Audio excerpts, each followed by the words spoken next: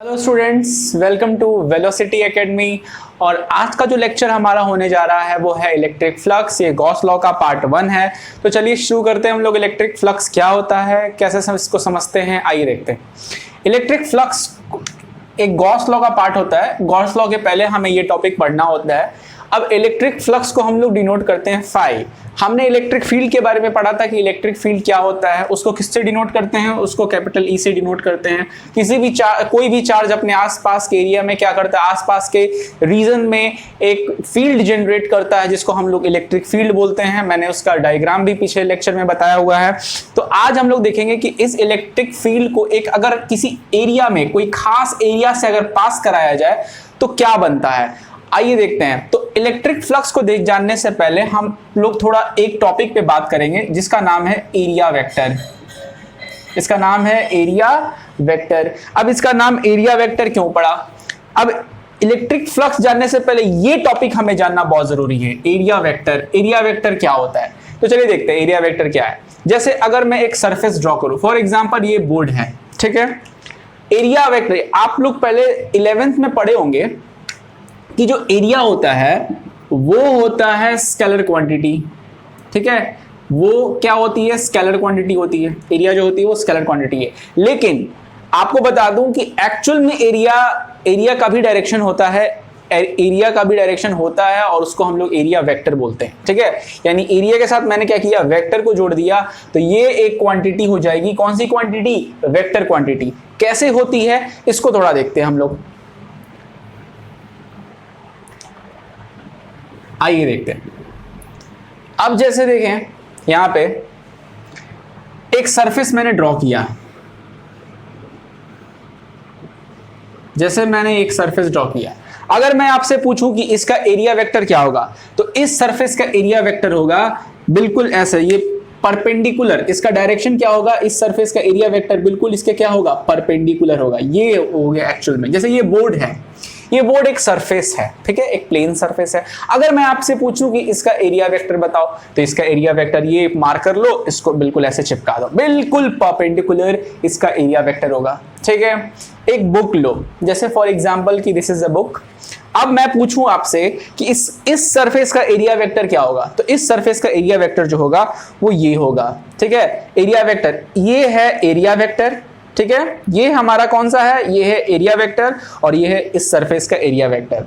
अब इसी का कॉन्सेप्ट हम लोग को समझना है कि सपोज कि एक सरफेस हम लेते हैं, for example take an example of a surface, ठीक है। एक सरफेस लिए, अब मैं पूछूं इसका एरिया वेक्टर क्या होगा, तो this is called area vector, ठीक है। ये एरिया को ए से हम लोग डिनोट करते हैं और उसके ऊपर हम लोग क्या लगा देते हैं, वेक्टर लगा देते हैं, ठीक है। अगर कोई ऐसा सरफेस ड्रॉ किए, अगर आपने कोई ये सरफेस ड्रॉ किया रेक्टेंगुलर टाइप, अगर मैं पूछूं इसका एरिया वेक्टर, सॉरी थोड़ा सा परपेंडिकुलर नहीं है, हाँ ये, तो this is called area vector. अगर ये तो आपको लग रहा होगा कि इधर जा रहा है, बट एक्चुअल में ये ऐसे है, ठीक है। ये हो गया आपका एरिया वेक्टर। ध्यान में आया, यानी समझ में आया। ये देखिए ये सरफेस है, ये जैसे सरफेस है। अगर मैं बोलूं एरिया वेक्टर क्या है, तो this is called area vector, ठीक है। एरिया वेक्टर हम लोग इसको बोलते हैं, जिसको हम लोग किसी किसी बुक में डेल्टा एस से भी डिनोट किया है, कोई कोई बुक में वेक्टर ए भी बोला जाता है। तो एक्चुअल में ये क्या है, एक्चुअल में ये एरो क्या है, ये एरो दिखा रहा है कि इस सरफेस का डायरेक्शन किधर है। एक्चुअल में this is showing the direction of the surface. If this is the surface of a circle, and if I will ask you कि भाई find out the area vector, तो बिल्कुल इसके परपेंडिकुलर जो होगा वही क्या होगा, इसका एरिया वेक्टर होगा, ठीक है।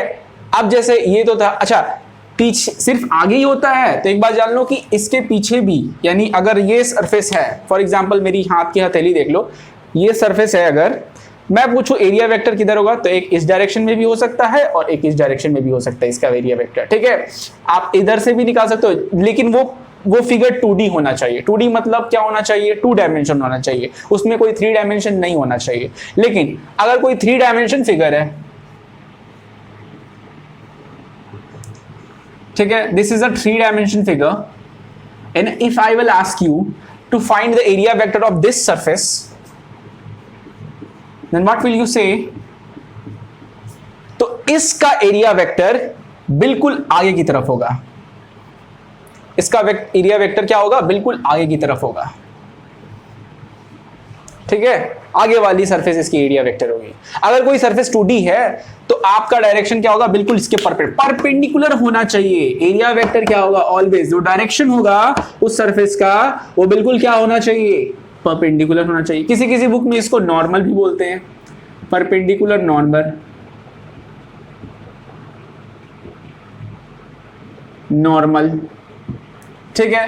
तो ये आपको एरिया वेक्टर होता है। अब जैसे कोई भी फिगर है, अब फॉर एग्जांपल एक सर्कल, ये तो था एरिया वेक्टर। अब जैसे एक एग्जांपल ले लो, जैसे ये सरफेस हुआ, कोई भी एक सरफेस। अब हर सरफेस का जो होगा, जो परपेंडिकुलर होगा वो अलग होगा, तो वो उसका क्या होगा? वो उसका एरिया वेक्टर होगा, ठीक है। कोई सेंटर से नहीं निकाल लेंगे, बस जो परपेंडिकुलर किसी सरफेस की चीजें होती हैं वही एरिया वेक्टर होती हैं, ठीक है। आया बात समझ में? जैसे एक और मैं फिगर यहां ड्रॉ करता हूं, बस एरिया वेक्टर समझ जाओगे तो बस ये फ्लक्स जो है, इलेक्ट्रिक फ्लक्स समझ जाओगे कि इलेक्ट्रिक फ्लक्स होता क्या है। फॉर एग्जांपल कि एक सिलेंडर है,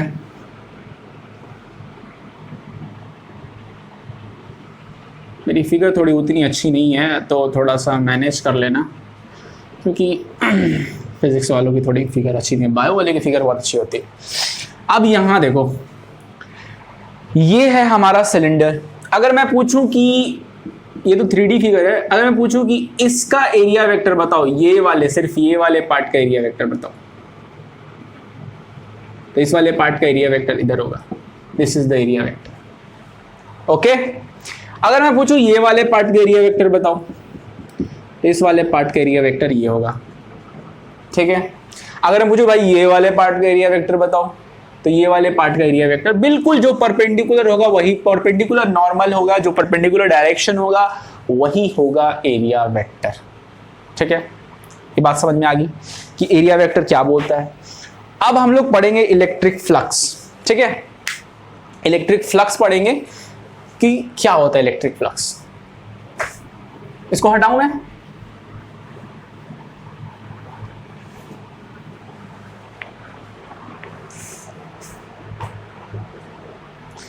आइए देखते हैं इलेक्ट्रिक फ्लक्स क्या होता है। आप लिखते चलेंगे, कॉपी में नोट करते चलेंगे। इलेक्ट्रिक फ्लक्स है number of field lines passing through a given cross section area is called electric flux।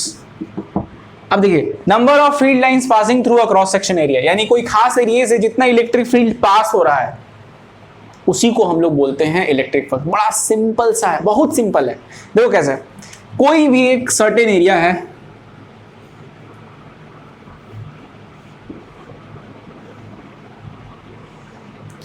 इस एरिया से नंबर ऑफ फील्ड लाइंस जो पास हो रहे हैं,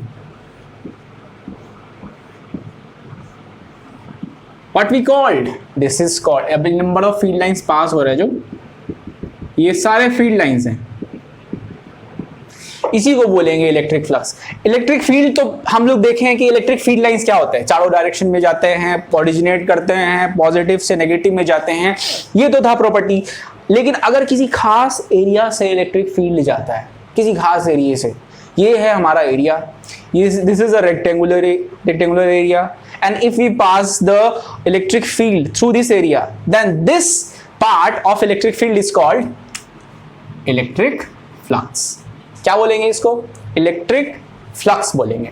अच्छा, ये है एरिया जिसको हम लोग डिनोट करते हैं। अच्छा, एक बात और कि ये तो एरिया हो गया। अगर मैं पूछूं कि इस सरफेस का मेरे को बताओ वेक्टर, एक एरिया वेक्टर, तो दिस इज कॉल्ड हमारा क्या हो जाएगा? दिस इज कॉल्ड हमारा एरिया वेक्टर, इधर होगा। देख रहे हो, ये है हमारा एरिया वेक्टर और ये है हमारा इलेक्ट्रिक फील्ड लाइंस क्या हो रहा है, इससे पास हो रहा है। अब ये तो छोटा सा कॉन्सेप्ट था, और भी मैं यहाँ पे थोड़ा डील कर दूं और भी फिर से समझा देता हूं इसको, एक और फिगर से मैं समझा देता हूं, ज्यादा क्लियर हो जाएगा। फॉर एग्जाम्पल मेरे पास एक सरफेस है, मेरे पास एक सरफेस है, ठीक है, थोड़ा मैंने इसको इंक्लाइन कर दिया है, एक सर्कल है, सर्कल का एरिया है, मैंने इसको क्या किया है, इंक्लाइन कर दिया है, एक प्लेन सरफेस है, ठीक है। अगर मैं पूछूं what is the area vector, तो ऐसे मत बना देना, this is not area vector. क्यों? क्योंकि अगर आप ऐसे ड्रॉ करोगे एरिया वेक्टर, ये परपेंडिकुलर नहीं है बाबू, आया बात समझ में, ये परपेंडिकुलर है ही नहीं। तो भाई परपेंडिकुलर क्या है, तो भाई परपेंडिकुलर देखो क्या है, ये एक्चुअल में इसका जो परपेंडिकुलर एरिया, ये एक सेकंड सॉरी, हाँ, ये जो उसका डायरेक्शन हुआ, ये है हमारा इस सरफेस का एरिया वेक्टर, ठीक, क्या हुआ, एरिया वेक्टर। और इस सरफेस से जितने भी इलेक्ट्रिक फील्ड पास हो रहे हैं,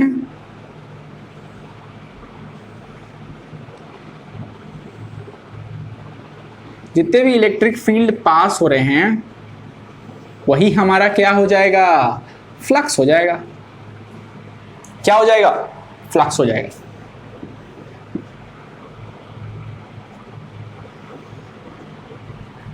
ठीक है, अब ध्यान से देखो, दो चीजें हो गई, ये तो हो गया हमारा इलेक्ट्रिक फील्ड, ये हो गया हमारा एरिया वेक्टर। अब इलेक्ट्रिक फील्ड एरिया वेक्टर के साथ कुछ कर रहा है, देखो तो इलेक्ट्रिक फील्ड एरिया वेक्टर के साथ कुछ एंगल वेंगल बना रहा है, ध्यान से देखो तो, ये है हमारा इलेक्ट्रिक फील्ड, ये है हमारा इलेक्ट्रिक फ्लक्स, और ये देखो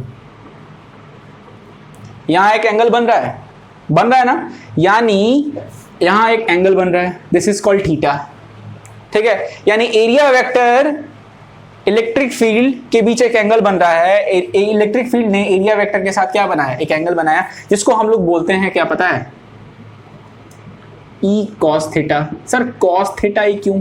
क्योंकि आप क्या कर रहे हो, आप क्या कर रहे हो, आप परपेंडिकुलर के साथ बना रहे हो, आपको जो एंगल बनाना है परपेंडिकुलर के साथ बनाना है। आप इस डायरेक्शन में नहीं बना सकते, क्योंकि अगर साइन थीटा लोगे तो वो इस डायरेक्शन में जाएगा, यहां हो जाएगा ई साइन थीटा। आपको इस एरिया वेक्टर के साथ एंगल बनाना है, तभी आप इलेक्ट्रिक फ्लक्स बना पाओगे। इलेक्ट्रिक फ्लक्स तभी बनेगा जब आप एरिया वेक्टर के साथ बनाओगे, ठीक है। अब जैसे मान लो फॉर एग्जांपल ये सरफेस है, मैं आपको इसको 3D फिगर में बना, ये सरफेस है, ये है एरिया वेक्टर, ये हमारा सरफेस हो गया, और ये हो गया, एक सेकेंड, ये हो गया हमारा एरिया वेक्टर, ठीक है। अब इलेक्ट्रिक फील्ड लाइंस ऐसे पास होती हैं, ऐसे आएंगी, ऐसे पास हो जाएंगी, तो ये एंगल बना। लेकिन अगर इलेक्ट्रिक फील्ड लाइंस ऐसे अगर हम लोग ये एंगल मान लो ऐसे लेते हैं, ठीक है, ये हो जाएगा हमारा साइन थीटा। अब ये देखो, ये इलेक्ट्रिक फील्ड लाइंस ऐसे तो नहीं आएंगी ना, इलेक्ट्रिक फील्ड लाइंस ऐसे आएंगी, तो एरिया वेक्टर जो होगा उसी के साथ एंगल आपको बनाना है। तो एरिया वेक्टर कितना हो जाएगा, ई कॉस थीटा। यहां हो गया एरिया वेक्टर। अब इलेक्ट्रिक फील्ड लाइंस आई ऐसे, ठीक है, यहां से निकली, ये एंगल बनाई, दैट इज कॉल्ड, ये हो गया एरिया वेक्टर। अब इसी को हम लोग क्या बोलते हैं, इलेक्ट्रिक फ्लक्स, यानी नंबर ऑफ फील्ड लाइंस। इसको मैं नोट नहीं हटा देता हूं, नंबर कर देता हूं, number of field lines passing through a given cross section area is called electric flux। denote इसको phi से करते हैं, ठीक है। तो according to this हम लोग क्या लिख सकते हैं कि electric flux is equal to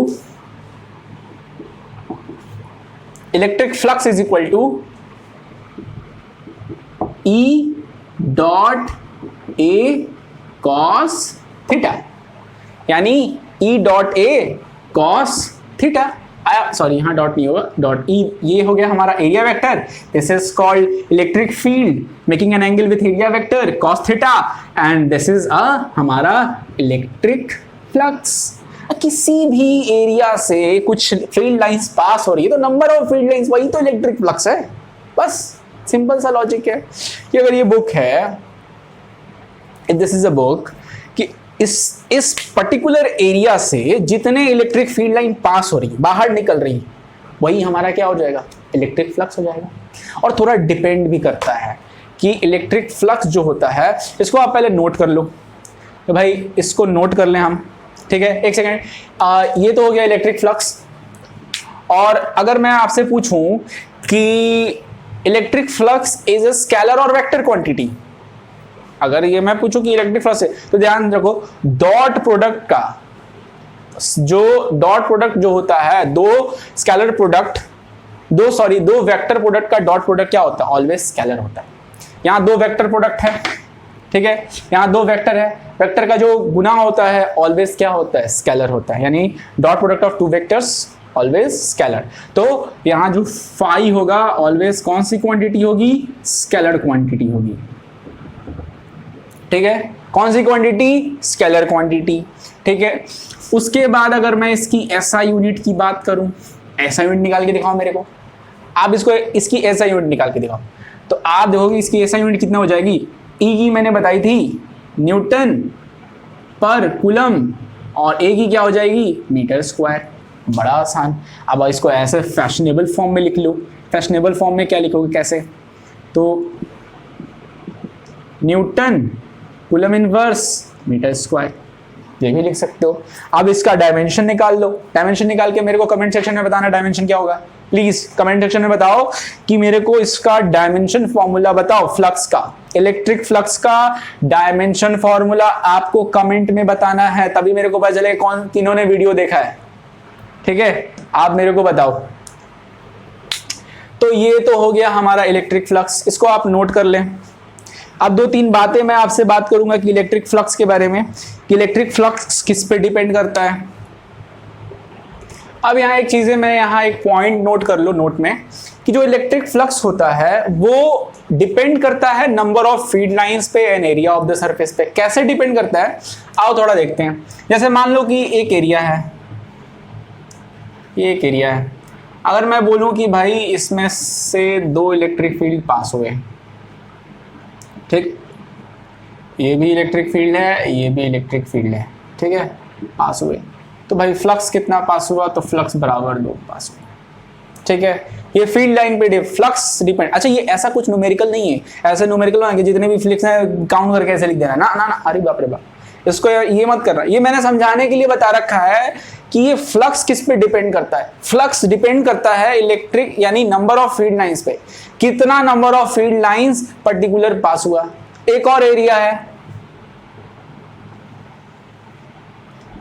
अब इसमें मैंने 4 निकाल दिए, तो फ्लक्स डिपेंड किस पे हुआ, फ्लक्स डिपेंड, इसका फ्लक्स कितना हो गया, 4।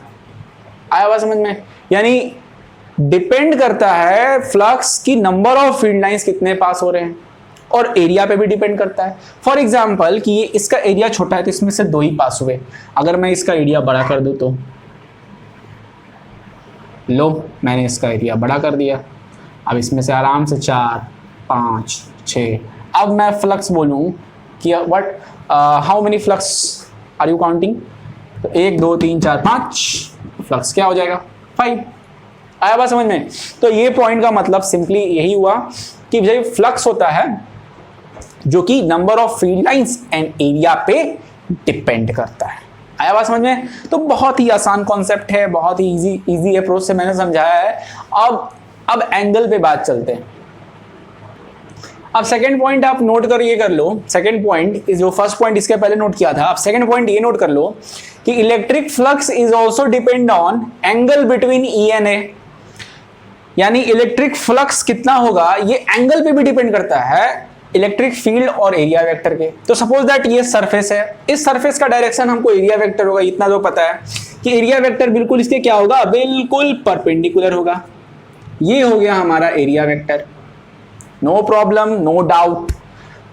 एक फ्लक्स इधर से आता है, ठीक है, एक फ्लक्स इधर से आता है और इधर से पास हो जाता है, ठीक है। यार मेरा टेढ़ा लाइन क्यों बन जाता है यार, वह गुस्सा आता है। हाँ वो अब देखो ये है हमारा इलेक्ट्रिक फील्ड लाइंस। एक लाइन आया, इलेक्ट्रिक फील्ड लाइन इस पर्टिकुलर एरिया से पास हुआ। अभी मैं बहुत सारे लाइन ड्रॉ कर सकता हूं, ऐसा कुछ नहीं है, मैंने एक ही लाइन सेंटर से ही ड्रॉ इसलिए किया है ताकि आपको समझाने के लिए किया है कि एक इलेक्ट्रिक फील्ड को देख लो कि एक इलेक्ट्रिक फील्ड एंगल कैसे बना रहा है। तो ये जो होगा हमारा, ये हो जाएगा ई कॉस थीटा। इतना तो हम पता है कि जो एंगल बना रहा है, कौन एंगल बना रहा है, ई बना रहा है एरिया वेक्टर पे, एरिया वेक्टर पे एंगल, इसको बोलते हैं थीटा। ये डिपेंड करता है बाबू, फ्लक्स डिपेंड करेगा एंगल पे, ठीक है। कैसे, तो आइए देखते हैं। अगर इसको हम ऐसे लिख सकते हैं भाई, फ्लक्स इज इक्वल टू क्या लिख सकते हैं, ई ए कॉस थीटा। अब इसको हम क्या लिख सकते हैं, flux is equal to E A cos theta. अच्छा, ये डायरेक्शन इधर से ही होगा, नीचे नहीं होगा। नीचे वाला डायरेक्शन क्या हो जाएगा, डायरेक्शन यानी कोई भी सरफेस है, इसका एरिया वेक्टर ऐसे ही होगा, ना कि ऐसे। ये डायरेक्शन नहीं शो करता है। इस सरफेस का एरिया वेक्टर ये है, यानी डायरेक्शन, इस सरफेस का डायरेक्शन ये है। एरिया वेक्टर मतलब क्या, डायरेक्शन, ना कि ये। अगर ये लेंगे तो साइन थीटा लेना पड़ेगा, साइन थीटा ये डायरेक्शन कभी हो नहीं सकता है। हम ये लेंगे क्योंकि कॉस थीटा है। बार बार रिपीट कर रहा हूं ताकि आपको समझ में आए। तो ये तो हम लेंगे नहीं। आइए अब देखते हैं कि एंगल कैसे डिपेंड करता है। तो केस फर्स्ट देखते हैं कि केस फर्स्ट में क्या होता है। केस फर्स्ट देखते हैं, ये तो एंगल है, जितना अगर हम यहाँ कैलकुलेट करूं, जितना एंगल होगा मैं वहाँ ई की वैल्यू यहाँ लिखेंगे, ए की वैल्यू यहाँ लिखेंगे, और कॉस थीटा की वैल्यू जितना एंगल होगा यहाँ पे यहाँ लिख देंगे, हमारा फ्लक्स निकल जाएगा। सपोज हम क्या करते हैं, हम ई को बिल्कुल ऐसे एरिया वेक्टर के बिल्कुल परपेंडिकुलर कर देते हैं, ठीक है। एरिया वेक्टर में बिल्कुल ई इसी डायरेक्शन में, यानी अगर हम ई को केस फर्स्ट करते हैं,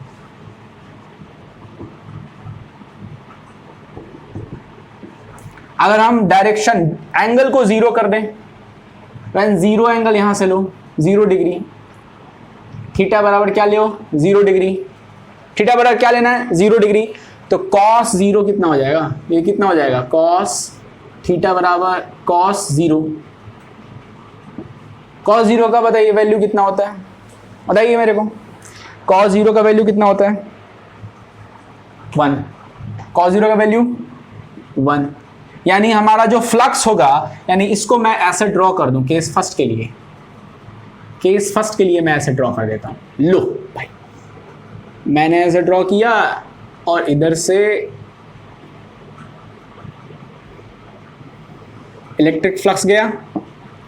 अब एंगल क्या बना भाई साहब, बताइए, कोई एंगल बना? एंगल तो यहां 0 हो गया क्योंकि दोनों पैरेलल हैं। जब कोई दो लाइन पैरेलल हो जाता है तो एंगल कितना होता है, 0 बना। आया हुआ समझ में? यानी ये इलेक्ट्रिक फील्ड जब 0 डिग्री पे की है तो ये क्या हो गया, पैरेलल हो गया। यहां एंगल बन गया 0, अब यहाँ कोई एंगल ही नहीं बना, यानी पैरेलल। जब तो यहाँ हो गया 0, तो cos 0 का मान 1। यानी अगर मैं बोलूं बाबू बताइए फ्लक्स, तो आप क्या करेंगे, ई ए cos थीटा का मान कितना लेंगे, थीटा का मान बताइए जल्दी से, कितना लेंगे, 0 लेंगे ना। अब 0 लेंगे तो भाई 0 क्या होगा, cos 0 बराबर कितना होता है, cos 0 बराबर होता है 1। तो हमारा फ्लक्स जो होगा वो हमारा फ्लक्स हो जाएगा ई ए, बस ई ए, क्योंकि इसकी वैल्यू तो 1 को मल्टीप्लाई करेंगे तो हमारा क्या हो जाएगा, ई हो जाएगा। आया हुआ समझ में? अब एक और केस है, केस 2। केस 2 क्या है, केस 2 है हमारा, ये तो था केस 1 का फिगर। अब केस 2 का फिगर देख लो। आप इसको पॉज करके बड़ा अच्छे से नोट्स बनाओ, पॉज कर करके मेरे वीडियो को आप हर एक केस, हर एक नोट का एक नोट करते जाओ ताकि आपका एक प्रॉपर नोट बनाए। अच्छा, वैसे पीडीएफ में डालूंगा, जैसे ये चैप्टर खत्म होगा ना, मैं इसकी पीडीएफ आपके डिस्क्रिप्शन बॉक्स में डाल दूंगा, आप इसको डाउनलोड कर लेना, ठीक। तो ये तो था केस फर्स्ट, ये तो 0 डिग्री हो गया। अगर मैं एक काम करता हूं, अगर इसी फील्ड को मैंने तो ऐसे ले गया पैरेलल, एरिया वेक्टर के मैंने पैरेलल ले गया, अगर मैं इसी फील्ड को ऐसे एकदम बना दूं, एकदम 90 डिग्री, जैसे एरिया वेक्टर ये है, इधर से मैं एंटर कराऊं, इलेक्ट्रिक फील्ड को इधर से मैं एंटर कराऊं, ये है हमारा एरिया वेक्टर। अगर मैं इलेक्ट्रिक फील्ड को इधर से नहीं बल्कि क्या इधर से, मैं ये फिगर इधर से एंटर कराऊं, ठीक है। मैं हटा देता हूं पहले इलेक्ट्रिक फील्ड, हाथ थोड़े गंदे हो जाते हैं यार। ये इधर से मैं इलेक्ट्रिक फील्ड बनाऊं,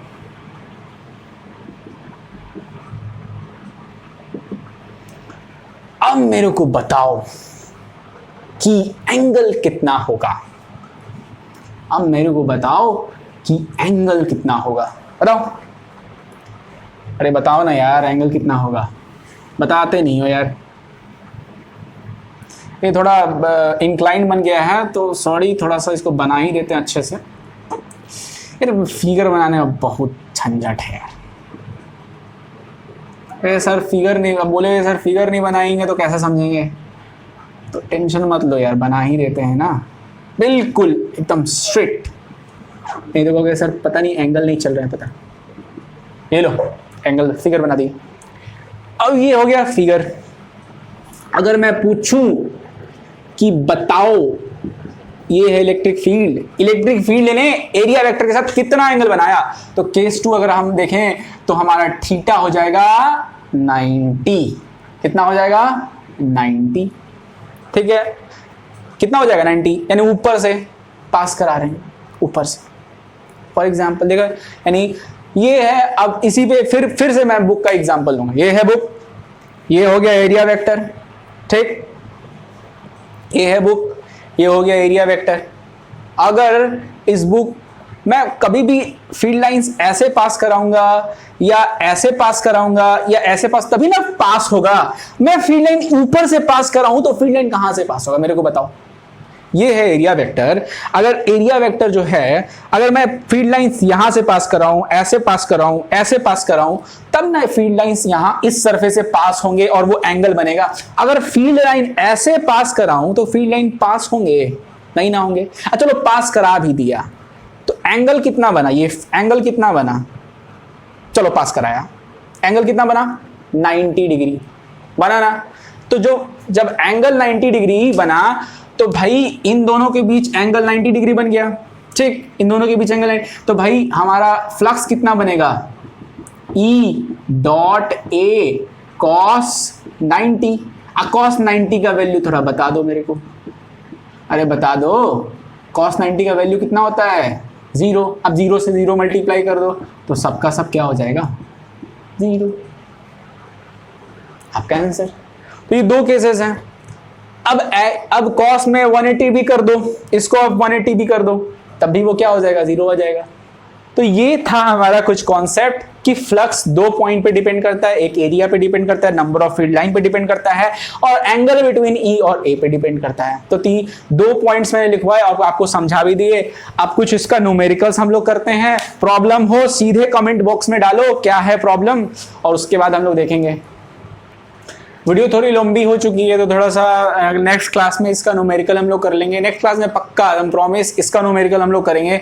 आप इसको नोट कर लो और एक बार एनसीईआरटी को भी पढ़ लेना, बुक्स जो होंगी उनको पढ़ लेना, आपको समझ में आ जाएगी। तो नेक्स्ट क्लास में अगर वीडियो पसंद आए तो लाइक मार देना, शेयर कर देना और सब्सक्राइब कर देना। यार शेयर तो जरूर कर देना, थोड़ा सा सब्सक्राइबर वगैरह बढ़े, 50-60 सब्सक्राइबर से क्या होने वाला है। ओके चलो बाय।